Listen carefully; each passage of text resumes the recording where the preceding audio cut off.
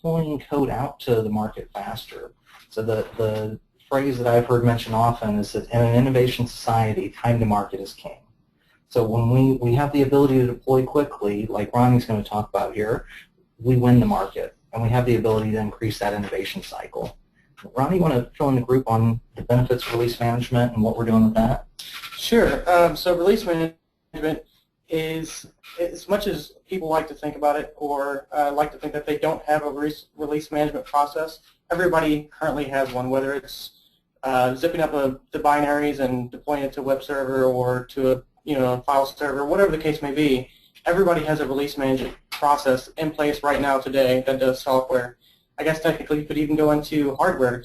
They have release management processes there as well, just in a different form.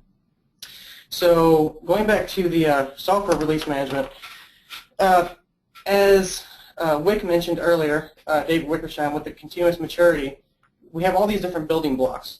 And once you get to the continuous deployment scenario, that's really where release management really comes into play.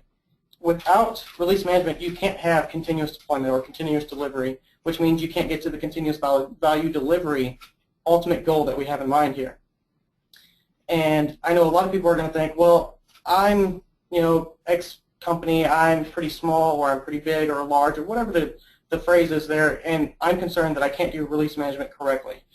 Well, I have a couple examples of really large companies like Google, like Facebook, like Zulily or Etsy, all these big brand confident names that they do release management processes well. They do it on a daily basis.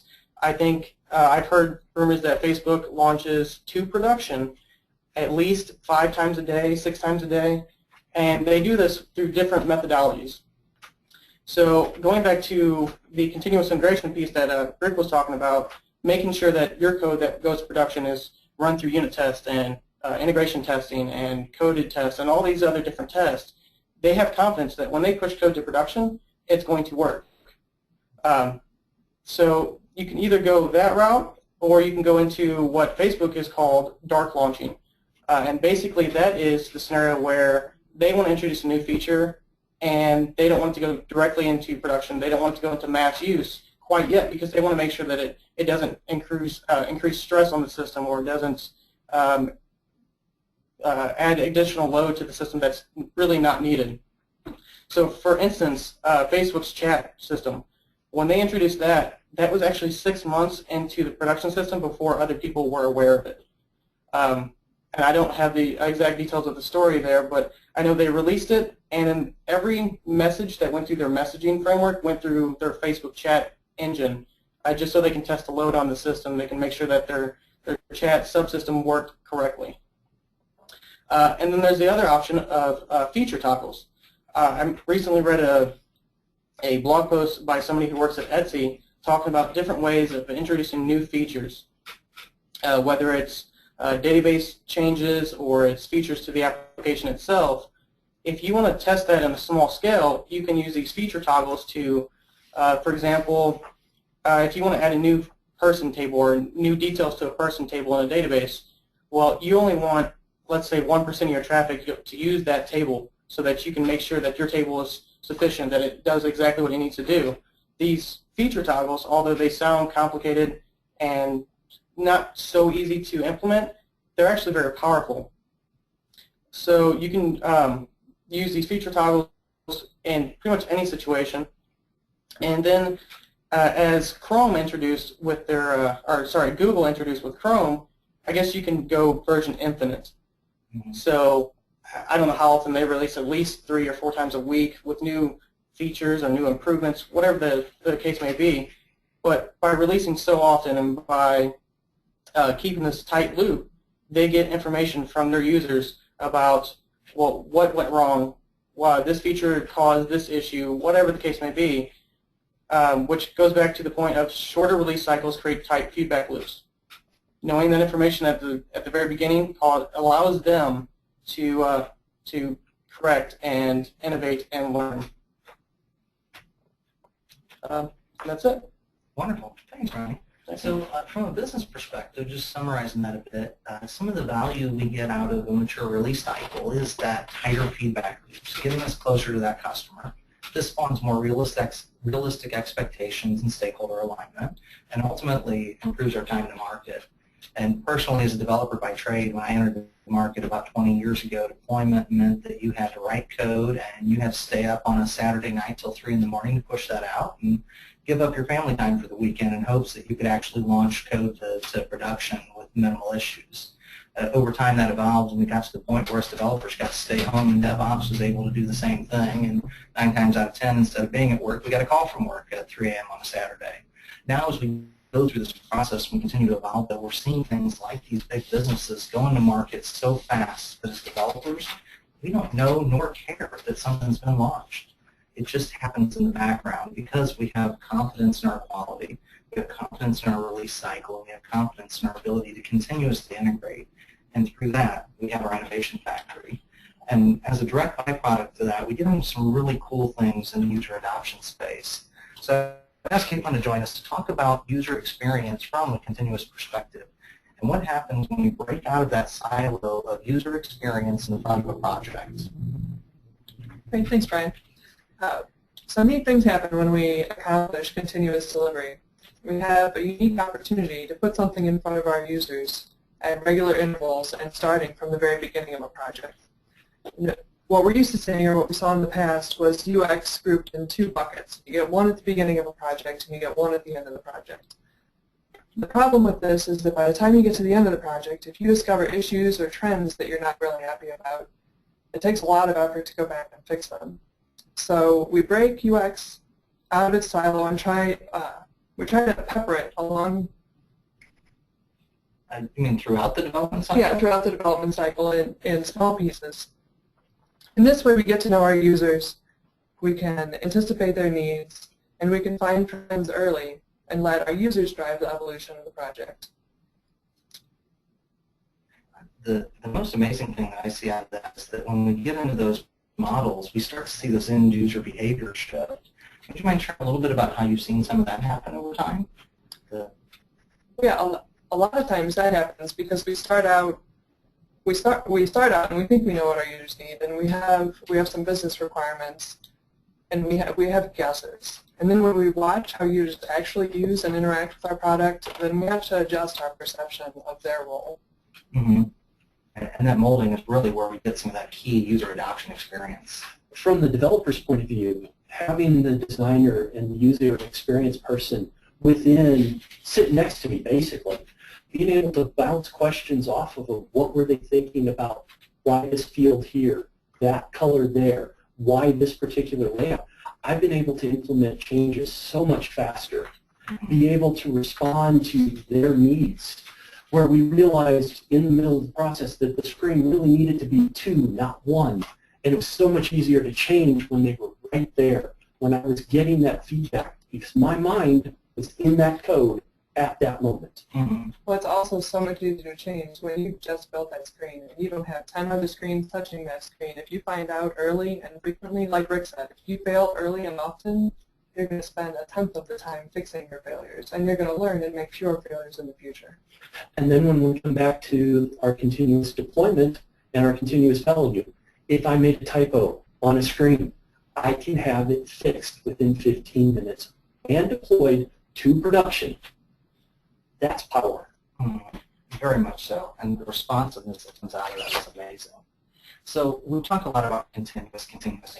A lot of failure, a lot of falling, a lot of learning. So when we talk about innovation, we can't just have failure. There's got to be more than that, because if all we're done is failing, then we're obviously not going to hit the mark. So we talked earlier about inspecting what we expect. So as we go through this development process, failure is measured by how far off we are from the mark or the business change that we wanted to really hit. And our OCD plans, or defined backlog, is how we manage that. So I've asked Jesse to share a few thoughts on the OCD plan and how we manage backlogs. Thanks, Brian. I'd like to talk to everyone about the product backlog and how I see it, how we see it as Scrum Masters, how we see it as product owners, and how I hope you can come to see it. Before I do that, I'd like to give you a couple of insights, a couple of things that you can take away right now. The product backlog is our building blocks. It's our roadmap forward. And in those building blocks, we have tools. Tools that we can use to gauge our adherence to ROI, tools by which we can measure ROI goals, tools by which we can measure business change. So how do I see the product backlog? I take a step back. I see it like a painter. A painter works from the general to the specific, and the end result is in their mind's eye. A plan leads to an outline helps to acknowledge the forms and the shapes, and each step of that process is transparent. Each step stands alone. It's a product in and of itself. So after those cycles, after those iterations, we inspection. The painter carefully inspects the work to determine if an adaptation to the process needs to be made, if the painting needs that something else, or if the product is, dare I say it, complete. So what's all this mean? Well, we build products like a painter paints. Our general to the specific, our building blocks, are the elements of the backlog. The elements, the iterative approach, those things help us to address complex problems, but we don't just address them. We address them with the knowledge that can only come from experience. And that experience comes from taking that step back like a painter. But the product backlog is not just our building blocks, right? It's our roadmap forward. Remember that the outline helps us see our forms and our shapes. The product backlog helps us see it is our roadmap forward. So how do we get from Oakwood's consumption-driven plan to matching business value to our painting? We engage business champions and product owners like partners. We are servant leaders. And when needed, we are coaches. Doing so allows us to assist in building a transparent backlog. This transparent backlog makes it much easier to track adherence to ROI. And we continue to adapt and groom so that we can carefully craft the goals of each of those cycles, of each of those iterations. This approach lets us and our partners live in a space where we are productively and creatively, and I'm going to say it again, it's really important, productively and creatively delivering products with the highest value possible based on what is known. That's the beauty of the OCD plan, and that's not just something for Oakwood. That's a good development practice. When we talk about being innovative, it's not just about failing early and failing often. It's important. It's crucial. It has to happen. But it's about that creative eye for what is that business change? Where are we going? What are we driving towards? And that disciplined approach to it, every iteration, at every turn, at every step. Let's validate where we're at. Let's measure it. Let's look at that minimally viable product that we talked about earlier. As we build small, let's keep that big dream in mind and test everything. Never stop learning and continue to grow together. And if we have that plan in mind, we've created a structure. We've created a culture of quality in which we can collectively fail. We can fail early, we can fail often, and we can learn from every single failure to make a better product. And that is the root of the continuous value delivery model, and why we see more blocks here than you would usually in an agile space. It's still agile. There's no difference.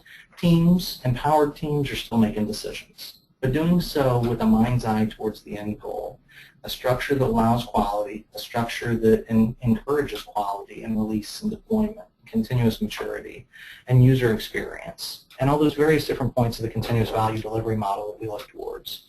And through this approach, you can create an innovation factory. And that pretty much concludes what we wanted to cover today, so I hope you guys got a lot out of this.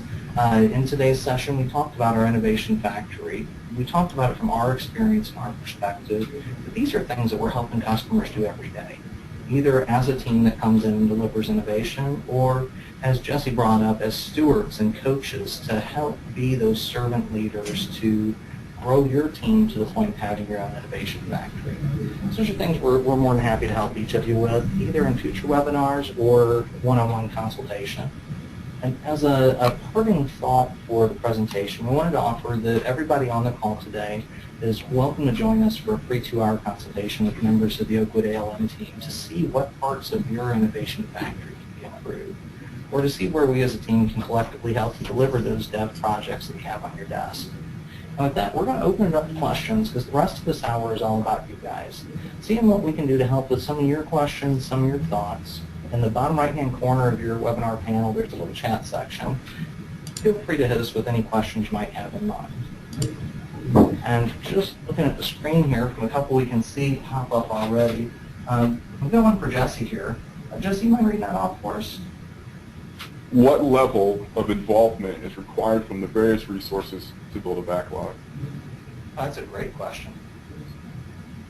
No, go right on ahead, Jesse. Take it away. Well, it really depends on the project, right? How big is the thing that we're building? How far out do we want to, build the backlog? So usually in a situation like this, I would be brought in to assist, business champions and product owners to help ferret out, requirements and build product backlog items for our backlog so that we can, take that to the powers that be and start getting an idea of, exactly what it is it's going to take to get this project not only rolling but complete. And for those that haven't built a product backlog, I pull this akin to a WBS or a work breakdown structure. We may not be going in the infinite degree of what happens next and who does what first and all of those locked-in details in the waterfall world, but it's that same level of thought, those same elements of figuring out what is the end game, what are the high-level features that need to happen to get there, and as we deliver those, what are the business value returns that come back from each one of those? And that's a collective process between the product owner, the scrum master, the champions in the organization, those people that benefit from that business change. But you can't gloss over the developer that fast. That's a great point. Being able to sit in the room with the product owner and give them ideas on how I see the product's development. Areas that I've experienced with other clients, giving them more ideas for the backlog. I've seen entire projects shift over one little small idea. What if we did this instead? And the customer got a 20% return on their investment because they were able to make something that was a little bit more usable right out of the door. Mm-hmm. Now that's a great point. Whenever we're talking about building an empowered team, that starts with that vision. Engaging the developers, or at least representative of the developers, putting together that vision statement that says what drives this change, and getting feedback of how do you think you would drive that change. Those are easy enough conversations, and immediately they empower developers to do great things and get engaged from day one. So our next one on here is what % of project effort do you devote to UX? Caitlin, do you want to try tackling that one? The short answer is between 5 and 15. So this depends on what type of projects we're putting together. And if this is a public-facing web application that's promoting your brand, marketing your product, and trying to build your customer base, then I'd say 10 to 15 is a pretty safe bet. Mm-hmm. Now, if this is an internal project where you're basically focused on efficiency, I think 5 to 10 is a good number. That's great. And kickstarting that percentage, oftentimes we'll see workshops used to really help drive that UX. So one that we see commonly here are things like a Project Sienna workshop. We bring together a couple of business stakeholders and we bring them in a room for 2 days and we say, no developers, let's just see what we can do. Let's take a tool like Sienna for rapid prototyping and let's put together something that represents what your end result is so that when you go back to the dev team and have that vision conversation, you can say, guys, this is what I'm thinking. And we've seen oftentimes that can reduce that 5% even down lower, especially for something like that. Anytime we can get a group of people together and draw pictures, everybody gets on the same page so fast that percentage drops. Mm-hmm. So how does A/B testing figure into this process? Oh, that's a great question. Yeah, as we get into the later stages of the UX, if we're doing everything incrementally, how do we test if design A is more impactful than design B? That's a great part of molding that user behavior and that user experience. How are you doing that incrementally inside of an innovation factory? We set periodic tests up, and we ask people. You can't find out which one works better without talking to your users. And that's a great part of those short feedback cycles is we can get those experiences in front of them and we can put design A out and design B, and not just a piece of paper, but a product, something that actually executes that process and compare the results either incrementally or over a period of time. I had one client that asked to have both their A and B deployed at the same time. And we had a little algorithm split. As they were coming in, half the users went to the A option, half the users went to B. With our metrics in place, they were able to see which design worked better. They got more feedback. Yep.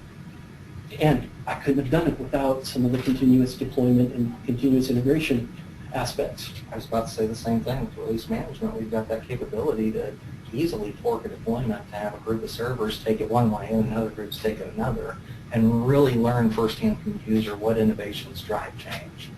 Great thought. Rick, I have another question here on what's a good mix of manual versus automated testing? Yeah, so that's kind of a loaded question. I think that depending on who it was that asked that question, if it's a QA professional, they're asking, maybe because they're a little worried the answer is 100% automated and we're done with QA. As a profession, that's just not the case. And as an agilist, I'd say you're out of your freaking mind if you go 100%. Absolutely out of your mind. I mean, there's so many trade-offs. So, I mean, the answer truly is it depends. The automated tests, when you're talking about automating at the user interface level, you're talking about incredibly fragile tests as far as the UI is changing. If your UI has been set for 10, 15 years and you're not going to modify that, then sure, automate the UI tests. But then on the other end of the spectrum, the automation of the coding tests, like unit tests, there's a lot of discussion going on around whether focusing solely on test-driven design is actually causing design damage and reducing code readability. So I don't think you can go too far from that end as well. It's really the beauty of the whole tool set. There is such value in exploratory testing done by a human being that knows how to tweak and push a system beyond its limits and try things that a system wouldn't think to do to itself. That's where the true value of manual testing shines. The automated testing, you should automate what you can and can do within reason. But there's so many factors in that today, as it stands right now, I guess the statistic is around 70% of all testing is still manual. A lot of that's not good manual testing. A lot of that's just having a person do what a machine could do. But there is such value in the manual testing when you get into exploratory as well. So I'd say automate what you can, but there's no hard, fast percentage. The market seems to bear right now 70% manual but 30% automated. But there's a lot of play in there. And the phrase I heard just a few weeks ago at WPC that was really great is automate whatever does not reduce agility. If we can automate something and it doesn't put us at the risk of slowing time to market in the future, we should automate. That's a fantastic point. Yeah, absolutely. But don't rely too much maybe on your automation. If you build automation and you have coverage and you have your nice shiny metric that shows up in Visual Studio saying you've got this percentage coverage, that doesn't mean you truly covered that percentage of the scenarios.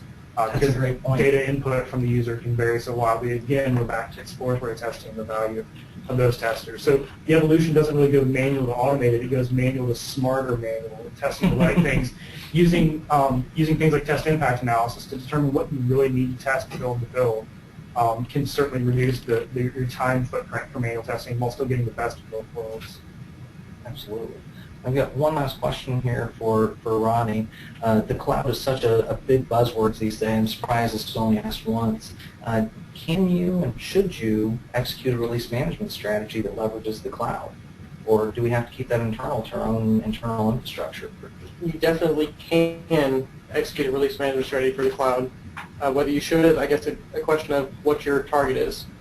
If you're going for something simple as Azure Website or Azure Mobile Services or anything like that, any real simple platform as a service, then you can do that really, really easily, really, really quickly and end up with a good product. As for the infrastructure as a service or the other situations where you have your own VM in the cloud or your whatever, it's still possible, it's still doable, it's a little bit more work. I think the end result is still worth it if it's done correctly and it's done in an efficient way. Wonderful. Caitlin, did you have another question on your end? No, I didn't have a question. I did want to add real quick on the testing question. We have to remember that automated tests can only test our expectations as designers and developers. We can't test, we can't set up automatic tests for some user experience aspects. Yeah, So if your users are using your product in an unanticipated way, or if they need something that we didn't foresee, you can't, that's not testable in an automated test. Mhm. And that's actually a great closing point. So while we can become very innovative through different processes and different methods, we can't become mind readers. You still So have to talk to people. absolutely, we have to talk to people frequently. And as many people have mentioned here today, we have to create structures where it's comfortable and easy to fail, and where it's even easier to recover from failure and implement quickly. And through that, we can go from an invention or an idea that the group around the table here can come up with to something end users can consume, or more so want to consume, and are willing to engage with rapidly. So through the process of having a continuous maturity model that gets us faster at building code, and a model of continuous quality that gets that code to a better state of reliability, and continuous release to where we can get that code out faster, and continuous UX to where we can interpret end user behaviors and mold those the way we want, and an eye for that obsessive, compulsive commitment to quality and ROI return inside of our product backlog, we build a true innovation factory that can be applied to producing business change in the real world. And with that closing remark, I'd like to thank you guys all for joining us today. It doesn't look like we have any additional questions there.